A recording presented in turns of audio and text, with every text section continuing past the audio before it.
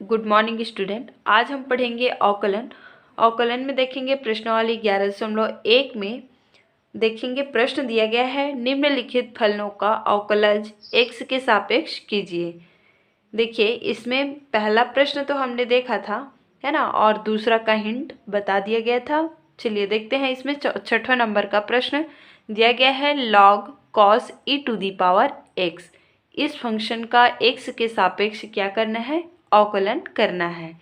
ठीक है, तो चलिए इसका सॉल्यूशन किस तरीके से होगा, इस क्वेश्चन को कैसे हम सॉल्व करेंगे, कैसे इस फंक्शन का अवकलन निकालेंगे, चलिए देखते हैं इसका सॉल्यूशन।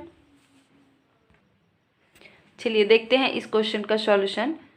log cos e⁻x, इसका सॉल्यूशन हम कर सकते हैं। देखिए मान सकते हैं इस cos e⁻x को हम मान लेते हैं t। ठीक है, तो माना कि cos e⁻x इक्वल टू क्या मानेंगे, t मान लेंगे। ठीक है, अब इस फंक्शन का x के रिस्पेक्ट में अवकलन करेंगे तो क्या आ जाएगा, cos e⁻x अर्थात cos x का अवकलन क्या होता है, माइनस साइन x होता है। x के जगह में हमारे पास है e⁻x। अब देखिए ये जो फंक्शन e⁻x है, ठीक है, cos x का तो हमने कर लिया, मतलब यहाँ पे x के जगह में e⁻x है, तो फिर इस फंक्शन का करेंगे तो क्या हो जाएगा, ये आ जाएगा e⁻x का अवकलन e⁻x ही होता है, इंटू x के रिस्पेक्ट में कर रहे हैं तो dx इक्वल टू आ जाएगा dt। ठीक है, अब देखते हैं, अब लिख सकते हैं प्रश्न का फॉर्म हमारा जो क्वेश्चन दिया गया है वो किस रूप में आ गया, log cos e⁻x के जगह में क्या रखेंगे, t रखेंगे। इसका अवकलन किसके रिस्पेक्ट में करेंगे, t।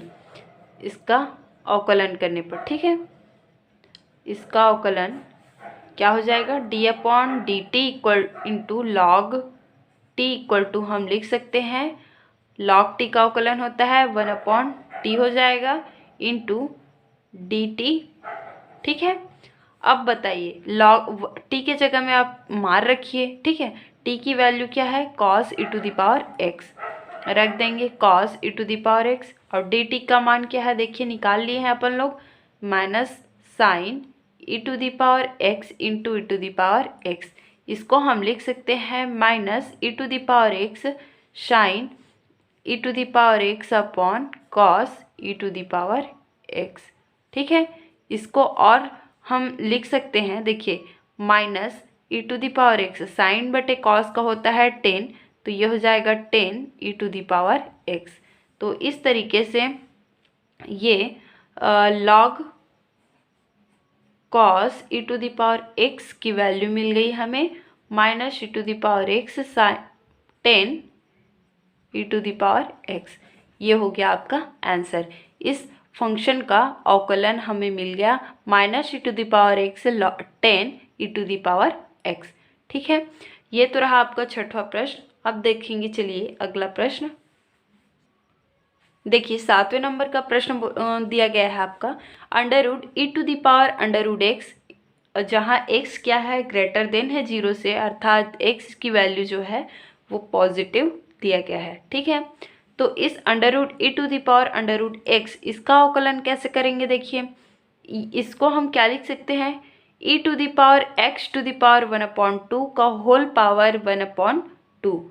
ठीक है, तो आप सबको पता है कि e⁻x का अवकलन क्या होता है, e⁻x ही होता है, फिर x का अवकलन करते हैं। इसी तरीके से e⁻x⁻1/2 का होल पावर 1/2, तो इसका फिर आप क्या करेंगे, अवकलन करेंगे। ठीक है, इसको करके देखेंगे आप, है ना। फिर देखते हैं नेक्स्ट, ये तो रहा आपका 7वें नंबर क्वेश्चन का हिंट।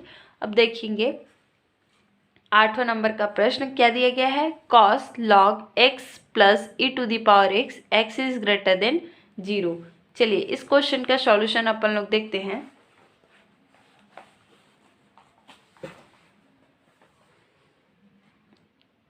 आठवां नंबर का क्वेश्चन है cos log x प्लस क्या दिया गया है, e⁻x, log x plus e⁻x और x इज ग्रेटर देन 0। ठीक है, तो इस क्वेश्चन का सॉल्यूशन देखिए। चलिए देखिए क्या हो जाएगा इसका। मान के चलते हैं, माना कि इसमें मान भी सकते हैं और नहीं भी मान सकते हैं, ठीक है, आप कुछ भी कर सकते हैं इसको। तो माना कि log x plus e to the power x equal to t. चलिए x के रिस्पेक्ट में इसका अवकलन कीजिए, क्या आ जाएगा 1/x plus e to the power x। इसका अवकलन वही होता है ना, सेम होता है। तो ये हो गया dx इक्वल टू dt। यहाँ पे लिख देती हूँ x के सापेक्ष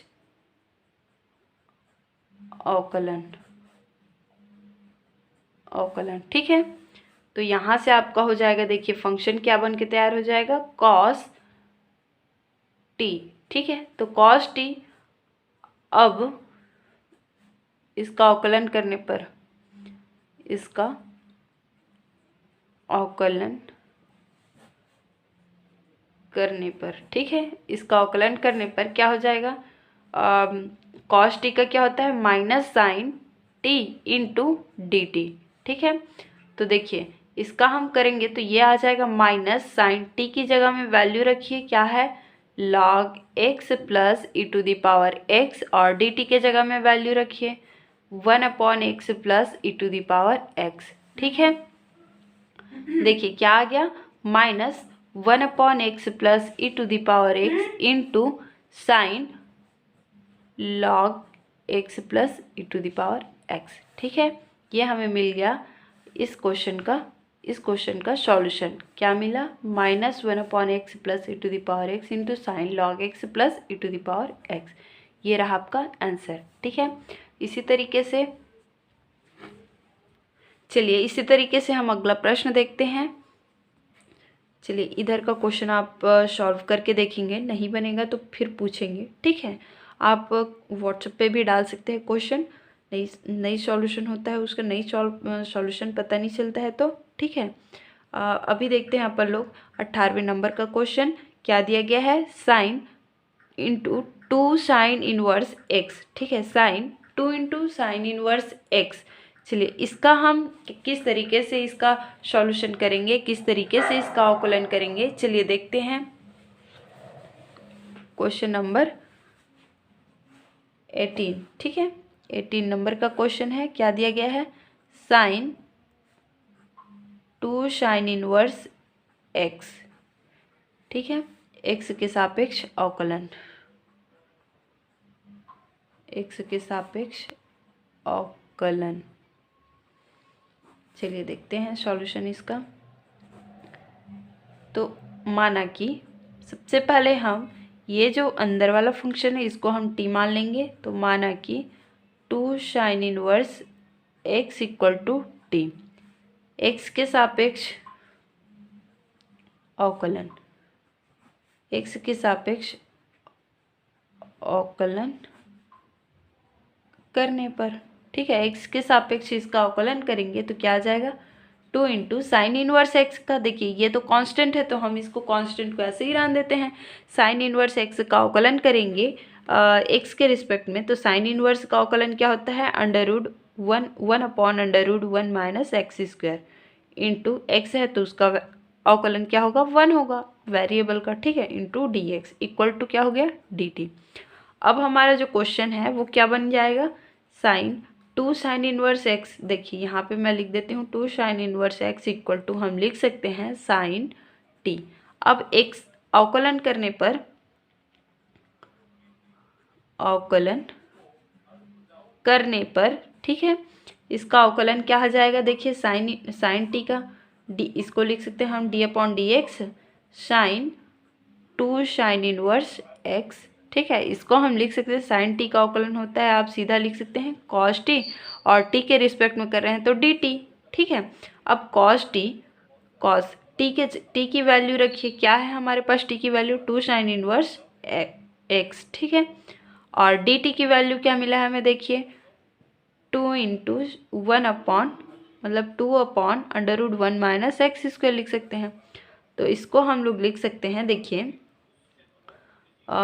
cos into 2 sine inverse x upon √1 minus x का स्क्वायर, ठीक है। तो इस तरीके से ये रहा आपका क्वेश्चन। क्या था आपके पास, d/dx sine 2 into sine inverse x का अवकलन हमें ये प्राप्त हुआ। ठीक है, ये रहा आपका आंसर। तो इस तरीके से आपको इस टाइप का फंक्शन दिया रहता है। ठीक है, तो उसका आपको सॉल्यूशन करना है, उसका अवकलन करना है। ठीक है, चलिए देखेंगे अब दूसरा क्वेश्चन देखते हैं। देखिए इसी में अपन लोग देखते हैं अगला प्रश्न, ये 2200 नंबर का देख लेंगे। ठीक है, बाकी आप बना के देखेंगे ज़रूर, नहीं बनेगा उस क्वेश्चन को फिर पूछेंगे। ठीक है, तो देखिए 2200 नंबर का क्वेश्चन क्या दिया गया है, √1 + sin x upon 1 - sin x। तो इस क्वेश्चन का सॉल्यूशन अपन लोग कैसे करेंगे, देखिए इसमें हम क्या करेंगे, ये जो हर दिया है इस हर का परिमेयकरण करेंगे। हर का परिमेयकरण करने के लिए अर्थात √1 + x का √1 + sin x का ऊपर नीचे क्या कर देंगे, गुना कर देंगे। तो ऊपर वाला बन जाएगा 1 + sin x और नीचे वाला आ जाएगा 1 + sin x का स्क्वायर आ जाएगा। ठीक है, और रूट के अंदर में है तो, और नीचे में आ जाएगा 1 - sin स्क्वायर। चलिए इस क्वेश्चन का सॉल्यूशन एक बार देखते हैं। देखिए इस क्वेश्चन का सॉल्यूशन अपन लोग देखेंगे। ठीक है, सॉल्यूशन सबसे पहले हम क्या करेंगे, इस हर का परिमेयकरण कर देंगे। 1 + sin x upon 1 - sin x, ऊपर नीचे क्या कर देंगे, √1 + sin x का गुना कर देंगे। ठीक है, तो ये हमारा बन जाएगा, देखिए इसको मैं डायरेक्टली लिखती हूँ, ये बन जाएगा √1 + sin x का होल स्क्वायर रूट के अंदर में अपॉन √1 - sin स्क्वायर x। ठीक है, तो इस तरीके से हमारा जो रूट के अंदर में ये स्क्वायर रूट स्क्वायर जो है स्क्वायर रूट को कैंसिल कर लेगा तो बच जाएगा 1 + sin x बन जाएगा। और नीचे आ जाएगा, देखिए 1 - sin स्क्वायर का होता है cos स्क्वायर, तो ये बन जाएगा हमारे पास cos स्क्वायर x। देखिए फिर नेक्स्ट स्टेप आ जाएगा 1 + sin x upon square root को कैंसिल कर देगा तो ये बन जाएगा cos x। ठीक है, अब इसको अपन लोग अलग अलग कर लेंगे तो ये बन जाएगा 1/cos x + sin x upon cos x। तो ये हो गया 1/cos x + sin x upon cos x। ठीक है, तो इस तरीके से ये हमें मिल जाएगा 1/cos x अर्थात sec x प्लस sin बटे cos मतलब tan x।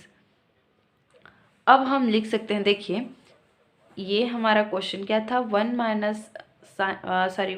sin x upon 1 - sin x। ये इस क्वेश्चन का रूप हमें इस तरीके से प्राप्त हुआ।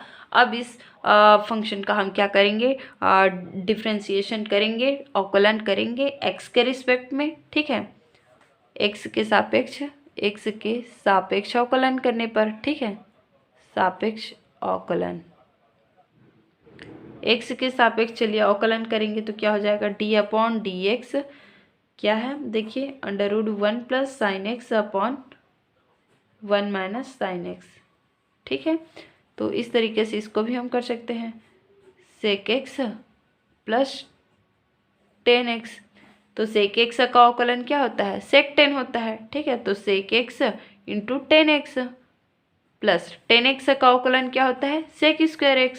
तो ये हो गया sec स्क्वायर x। अब देखिए दोनों में sec है तो sec x क्या हो जाएगा, कॉमन निकल जाएगा तो बचेगा क्या, tan x + sec x। तो इस तरीके से इस क्वेश्चन का आंसर आपको sec x × tan x + sec x मिलेगा।